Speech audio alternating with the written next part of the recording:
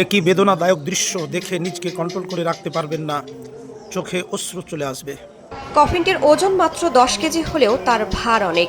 বাবা মায়ের স্নেহ, মমতা আর ভালোবাসার অর্থ বোঝার আগেই থেমে যায় ছোট্ট জাহরা মোহাম্মদী গোল পায়েগানির জীবন। পৃথিবীটাকে ঠিকমতো চিনে ওঠার আগেই গত 28 ফেব্রুয়ারি যুক্তরাষ্ট্র ইসরায়েলের হামলায় প্রাণ হারায় সে। রোববার প্রয়াত নানা আয়াতুল্লাহ আলী খামিনি ও পরিবারের অন্য সদস্যদের সঙ্গে তারও জানাজা অনুষ্ঠিত হয়। 14 মাস বয়সী এক শিশুর ছোট্ট কফিনের হৃদয় বিদারক দৃশ্য গভীরভাবে নাড়া দিচ্ছে বিশ্ব বিবেককে।